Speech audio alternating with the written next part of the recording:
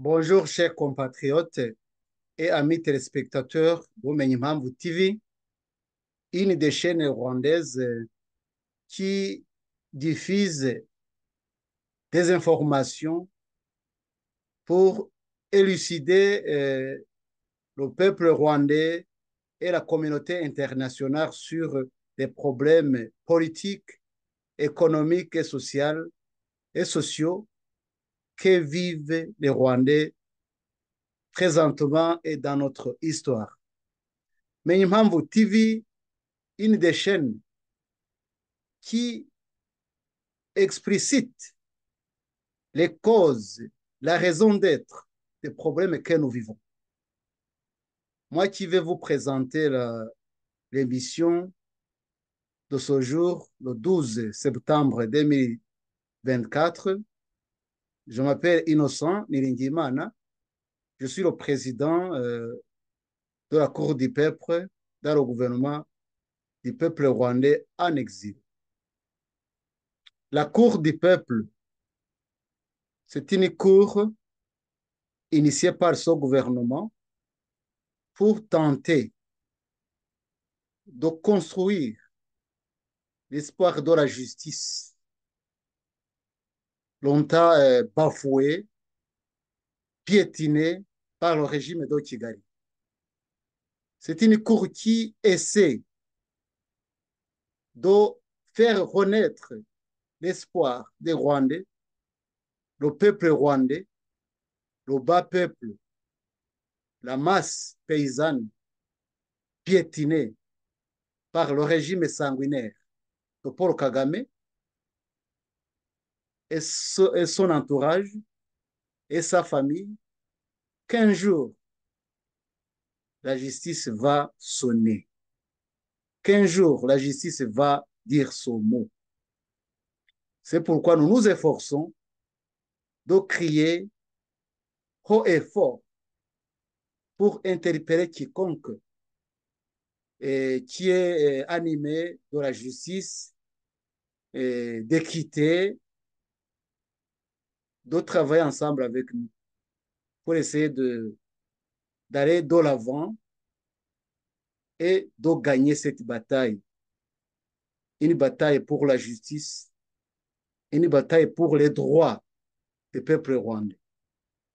Présentement, nous allons partir du communiqué de presse présenté par Dr Charles Onana et son équipe d'assistance judiciaire ou juridique pour essayer de sonner un cri d'alarme, une interpellation à tous les Rwandais pour son soutien massif et inébranlable à cause des actions qu'il a faites, à cause des faits, des hauts faits, de l'héroïsme qu'il a présenté, qu'il a vécu depuis bien 30 ans sur la cause des Rwandais, sur la cause du Rwanda, en cherchant la vérité, même dans les moments où il était un peu difficile ou impossible, quasi impossible. Le docteur Charles Onana, je commence à le saluer. Et nous avons été ensemble dans une émission quand j'étais interprète avec M. l'abbé Thomas Nahimana, le président du gouvernement rwandais en exil. Et je vous salue beaucoup et je suis parmi les gens qui vous soutiennent, les gens qui vous soutiennent corps et âme et qui sera à côté de vous, bien que sans présence physique, mais la présence spirituelle avec les autres frères qui seront avec vous. Sans tarder, alors, je vais vous lire le communiqué et puis par après, je vais faire quelques commentaires qui vont, qui vont enrichir cette interpellation pour que tous les Rwandais aient pris de paix, de justice et de droit puissent être à côté de lui. Je ne vais pas parler seulement du docteur Charles Onana parce qu'il y a beaucoup de Rwandais qui ont été victimes des atrocités d'FPR Inkotanyi sous l'étiquette de la justice et surtout la justice internationale. Une justice qui a été vraiment une arme à double tranchant, qui a battu, qui a mutilé, qui a torturé les Rwandais et surtout les Rwandais intellectuels. Parce que, comme vous le savez, l'APR Inkotanyi, l'armée patriotique rwandaise, en 1994, n'a pas gagné la bataille, ni le combat. Seulement, une armée régulière en cours qu'on appelait Inzirabwoba, l'armée rwandaise, les phares, forces armées rwandaises, parce qu'ils étaient sous l'embargo international. Ils étaient ligotés. Ils n'ont pas eu la chance de continuer à défendre la nation et ils ont choisi d'évacuer les lieux. Ils ont choisi de faire le repli tactique. Mais le repli qui a duré, qui dure encore, je ne sais pas quand on va s'organiser pour regagner la bataille ou le combat. Alors, puisque le FPR n'a pas capturé un seul soldat rwandais, ils ont été conseillés à utiliser une autre arme, c'est la justice internationale. Une justice qui n'est pas pour la justice, mais une justice pour les vaincus. Que les vaincus soient toujours vaincus. Qui n'osent pas lever la tête pour réclamer leurs droits.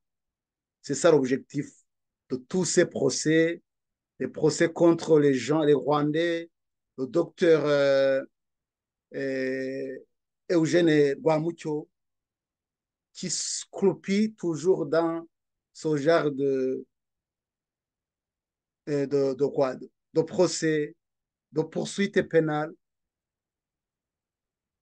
C'est le cas du maître Stanislas Mbonameka, un vieux qui devrait être respecté et laisser sa tranquillité pour que ses jours de vieillesse passent en paix, mais qui, pour le moment, est poursuivi pour de fausses allégations. C'est le cas de tous les Rwandais, Hutus, qui ont été traînés dans les tribunaux internationaux et surtout le TPIR, Tribunal pénal international pour le Rwanda. Moi, je dis concrètement le Tribunal pénal international contre les Hutus. Ce n'est pas pour les Rwandais parce qu'il y a une partie des Rwandais qui a été épargnée, qui a été protégée par la même communauté internationale dont je dis haut et fort que c'est une injustice calomnieuse, une injustice qui ne devrait pas vraiment avoir lieu dans ce siècle. C'est dans ce sens que Charles Onana, épris de justice et de paix, a voulu faire des recherches pour savoir vraiment qu'est-ce qui se cache derrière cette narrative, cette histoire sombre. Les zones d'ombre sont nombreuses. Comment savoir la vérité qui est cachée derrière l'assassinat de deux présidents passé inaperçu? Un attentat contre un avion, un acte de terrorisme passé inaperçu, comme si de rien n'était. Alors, il a fait des recherches et il est tombé sur des résultats palpables et des vrais résultats de la réalité. Alors, à cause de ces recherches, depuis à peu près 27 ans ou 30 ans, je ne sais pas, je sais tout près, il a subi des revers, il a subi des attaques et des attaques ou bien des attaques verbales contre ce qu'il avait fait, des intimidations, et plus concrètement des attaques au niveau de la justice, dans les cours et tribunaux. Je vais terminer par vous éclaircir de ce que c'est ce genre d'attaque. Parce que je suis un peu spécialiste dans le domaine de la justice, j'ai travaillé dans les cours et tribunaux. J'ai été le président du tribunal. Je comprends ce que c'est la justice. Je comprends ce que c'est un procès. Parce que c'est une mort. Le jugement rendu avec une peine d'emprisonnement à perpétuité ou une peine d'emprisonnement temporel des années 10, 20, c'est une mort sociale. Parce que celui qui a été emprisonné ne fait plus rien. Il est dans une cellule cachée, dépourvue de beaucoup de droits, dont le droit d'expression. Alors, je vais vous partager ce communiqué et puis nous allons le lire ensemble. Peu après, nous allons faire un petit commentaire. Le communiqué de presse. Le politologue et écrivain Charles Onana et son éditeur, poursuivis à Paris par des associations proches du régime de Paul Kagame. Je ne sais pas si vous voyez le document. Parfois, je partage et puis je ne sais pas ce qui se passe. On ne voit pas le dossier, le document, mais je vais le lire à l'intégralité. Celui qui ne va pas le voir, il va suivre ce que je vais lire. La Fédération internationale des ligues des droits de l'homme, FIDH, l'Association Survie France, la Ligue des droits de l'homme, LDH, la Communauté rwandaise de France, CRF, le collectif des partis civils ont déposé une plainte avec constitution de parti civil contre le politologue et écrivain Charles Onana sous le chef de négation de crimes et de génocide de Tutsis. Donc, il a été accusé de nier la négation. C'est ça en fait, le crime odieux, le crime qu'on reproche à tous ceux qui osent parler contre les atrocités du régime de Kigali. Hein? Le procès aura lieu devant le tribunal correctionnel de Paris le 7, le 8, le 9 et le 11 octobre prochain, cette année-ci. La plainte vise le livre retentissant de Charles Onana, le docteur Charles Onana, paru en 2019, aux éditions de la Artière, intitulé Rwanda, la vérité sur l'opération turquoise. Quand les archives parlent, un ouvrage est préfacé par le colonel Luc Marshall, commandant des casques bleus d'Oroni en 1994 au Rwanda. Je peux ajouter à ceci que ce colonel était le commandant adjoint parce que la mission était minoire. On a eu des minoirs, c'était le premier minoir, la première mission, dont le commandant était le général major Romero Dallaire, le Canadien, qui a joué un grand rôle dans ce qui s'est passé contre le pouvoir en place. Ça, c'est une vérité connue de tout le monde. Le colonel Marshall, Luc, qui était en 1994 chargé de la sécurité de la ville de Kigali, le Belge, et qui a vécu directement la descente aux enfers du Rwanda, sera à la barre pour soutenir M. Onana, le docteur Charles Onana. Donc, il dit que la méthode novatrice d'analyse éclaire l'ensemble de la polémique du Rwanda avec la rigueur scientifique qui s'impose. L'ouvrage de M. Onana met en lumière les zones d'ombre du génocide et des massacres survenus au Rwanda et ce qu'il appelle l'invasion masqué du Congo-Kinshasa dès 1994 par les Robert dirigés par Paul Kagame. Selon lui, cette évasion a été minutieusement préparée en poussant massivement les réfugiés rwandais sur le territoire de la République démocratique du Congo, RDC, en vue de piller ses ressources minières. Moi qui vous parle, je suis témoin oculaire parce que en 1994, depuis le 5 juillet, il était vu de tout le monde qu'on poussait les déplacés de guerre, Hutus et Tutsis qui étaient avec les Hutus, vers l'est du Congo, l'est du Zaïre. On voulait qu'ils partent là-bas, de Ruhengeri à Gisenyi, de Kibuye à Gisenyi ou à Cyangugu, Butare Gikongoro à Cyangugu. Tous les Rwandais qui venaient de toutes les préfectures qui étaient survécus, qui étaient toujours en vie, qui avaient survécu au régime, au massacre de tous les genres, de tout genre, et les massacres des Inéramos et les massacres des FPR, ils étaient obligés d'aller vers le Zaïre. Ça, c'était, je ne sais pas pourquoi, on l'a su après, on a su que c'était bien organisé. Alors, c'est à partir d'une analyse des cartes d'état-major de la CIA,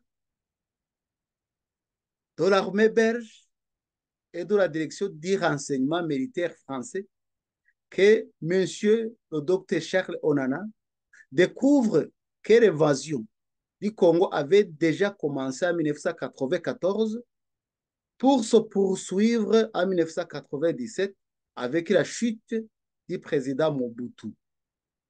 Ce livre avait provoqué l'éviction du journal congolais Jacques Matan de la BBC après une interview avec monsieur le docteur Charles Onana. Mais finalement, le journaliste congolais a gagné son procès contre la chaîne britannique, la BBC. Et la justice ayant conclu qu'il n'avait commis aucune faute professionnelle et ayant imposé son dédommagement. Hein? Le motif, le même livre, va à nouveau défrayer la chronique devant la justice française, cette fois-ci. Cette fois pour un motif qui n'a pourtant rien avec, qui n'a pourtant rien à voir avec le sujet qu'il traite, c'est-à-dire la négation du génocide. Le livre n'a pas abordé ce sujet. L'objectif des plaignants est clair, est de tenter d'interdire le livre de Charles Onana et de discréditer l'auteur pour éviter qu'il diffuse ses recherches basées sur de nombreux documents issus des conseillers de sécurité de l'ONU, des archives de la Maison Blanche, du Pentagone, mais aussi des archives de l'Élysée, qui prouvent le véritable rôle de Paul Kagame dans la tragédie des Grands Lacs africains, où les morts se comptent désormais par millions, en plus des centaines de milliers de femmes violées et d'enfants traumatisés.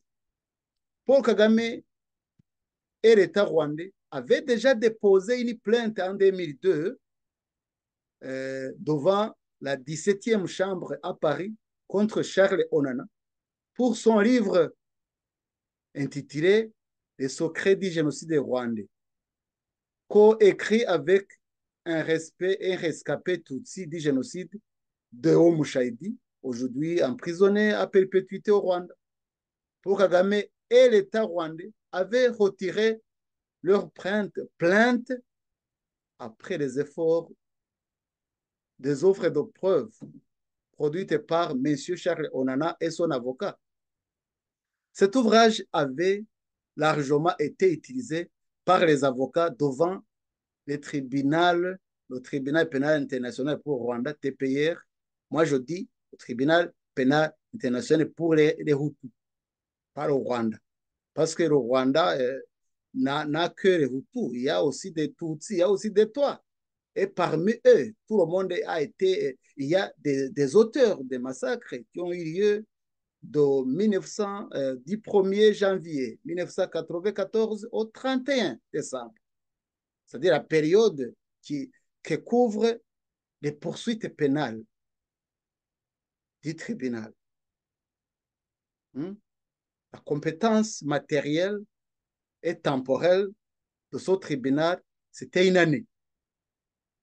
Tous les faits qui ont eu lieu dans cette année, de tous les côtés, il fallait investir.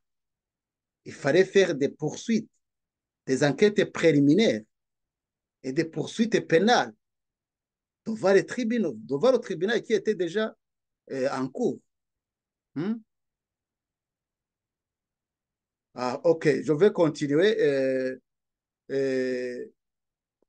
Dr. Charles Onana, respecté pour ses recherches et son travail dans de nombreux pays, a été officiellement reçu en 2005 par le procureur Carla Del Ponte à l'arrêt, qui lui a fait des révélations sur l'attitude de Paul Kagame au sujet des enquêtes spéciales que son bureau avait conduites contre les Tutsis de l'armée patriotique rwandaise, APR, dirigée en 1994 par celui qui règne sur le Rwanda depuis 30 ans, depuis plus de 30 ans.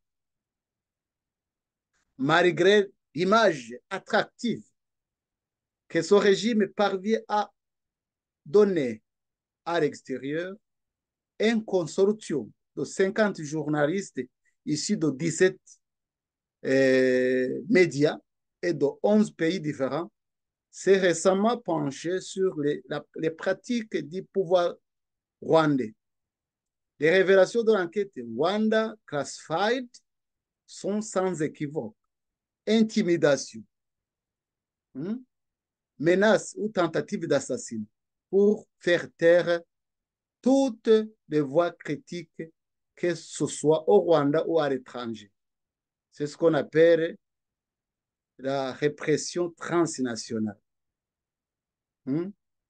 À ce stade, les associations qui poursuivaient le docteur Charles Onana et son éditeur oseraient-ils porter plainte contre le régime de M. Paul Kagame, son entourage, ou son action avec le M23 en République démocratique du Congo? Prouvé et bien documenté par les experts de l'ONU. Alors, qu'ils prétendent défendre les droits de l'homme, est-ce qu'ils pourront faire des actes similaires, des actions en justice similaires? Et le communiqué a été signé le 11 décembre 2024. Chers Rwandais, chers compatriotes, chers amis, le docteur Charles Onana et tous les Rwandais victimes de cette justice internationale qui a été montée de toutes pièces pour essayer de faire taire toutes les voix. Et cette émission vise à vous interpeller. Venez massivement à ces dates-là, à cette cour, à ce tribunal, pour soutenir notre héros, le docteur Charles Onana, qui s'est donné corps et âme depuis plus de 25 ans pour chercher la vérité cachée autour de ce qui a eu lieu au Rwanda. Parce que la conclusion tend à dire que si la vérité est vraiment mise au clair, tout ce qui a été dit, écrit et fait sur le Rwanda serait renversé. Ça veut dire que les coupables deviendront les victimes et les victimes deviendront les coupables. Je dis bien, le régime en place qui se dit victime, mais les victimes sont à côté, sont mises à côté, sont mises à côté. Ce sont les Tutsis de l'intérieur qui ont été un tremplin pour arriver au pouvoir. JFP et Motani. Ils ont été manipulés, utilisés, lynchés par le démail. Alors, venez nombreux, chers Rwandais, chers Congolais, chers Burundais, Rwandais qui sont victimes de tout ce genre de manipulation judiciaire. Venez soutenir cet homme avec des pancartes pour dénoncer le rôle de la communauté internationale dans les actions qui empêchent les droits d'expression au Rwandais et surtout les intellectuels et les gens qui avaient des moyens. Comme j'aurais dit tout au début, en fait, la justice est une des armes très fortes pour éliminer votre ennemi. Le FP a bien su la grandeur de cette arme. Il en a bien utilisé. Mais curieusement, nous avons une multitude d'associations rwandaises et surtout des réfugiés qui se disent lutter pour les droits des réfugiés. Ces associations ont souvent des personnalités juridiques. Ces associations savent qu'à côté d'eux, il y a des bourreaux, il y a des présumés génocidaires issus du FPR, des présumés tueurs en série, des killing machines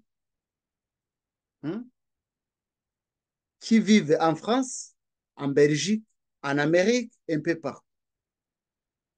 Ces associations voient ce que M. Gauthier et son épouse d'Afrose font en France en mobilisant toutes les ressources pour aller contre un homme. Dans quel objectif? D'abord, la justice coûte beaucoup. Il faut dépenser beaucoup d'argent. Il faut dépenser du temps. Il faut réfléchir. Il faut mettre de côté tout ce que tu faisais pour préparer le dossier. Il faut que la famille se mobilise pour trouver les moyens. C'est une torture morale. C'est ça la justice. Et surtout quand tu sais que tu es victime d'un acte ou d'un fait qui tu n'as pas participé. Vraiment, la justice, c'est une arme à double tranchant. Le gouvernement rwandais en exil en a bien scindé la grandeur. On a bien compris. C'est pourquoi on a institué la Cour du peuple, Urukiko rwa Rwanda, en France, en Kinyarwanda, dont je suis le président, qui a une équipe dont la vice-présidente Claudine Omubyeyi, le président de la chambre de la première chambre ou la première instance, monsieur Louis Nukuri, mais qui est Aloïse Twahirwa, et toute une équipe de juges ainsi que les greffiers. Le greffier en chef, Marie Assumpta, hein, Kamari, toute l'équipe, je vous salue. Je salue toute l'équipe gouvernementale à la tête de son Excellence, Monsieur l'abbé président Thomas Nahimana et toutes les parties composantes et surtout le côté de ceux qui se préparent au Parlement, hein, ceux qui se préparent dans les commissions pour essayer de donner l'image, la vraie image au peuple qu'une bonne gouvernance est possible. Je vous interpelle à nous soutenir pour faire connaître l'espoir de la justice au Rwanda. Parce que chez nous, moi qui viens de là tout récemment, en 2019, on a perdu l'espoir de la justice. Parce que si on vous interpelle, on vous appelle pour comparaître devant la justice, vous n'avez aucun espoir de gagner le procès. Aucun espoir. Si vous avez survécu et on ne vous a pas tué, vous n'avez aucun espoir. Même l'espoir à la vie se perd petit à petit. Celui qui détermine si tu vas vivre ou non, c'est le FPR. C'est ça l'apartheid qui prend le dessus au Rwanda. Alors, je voudrais vous interpeller pour savoir cette opportunité que les Rwandais ont pour le moment d'avoir une instance qui peut jouer le même rôle que ces instances internationales qui vous pourchassent. Mais nous allons rebâtir cet espoir. Nous allons montrer, et nous le faisons, parce que nous avons déjà traité 3 dossiers, dont le dossier de Paul Kagame et le dossier du chanteur Kizito Mihigo, tué le 17 février 2020. Alors, je termine en vous interpellant encore une fois. Soutenez cet héros du docteur Charles Onana.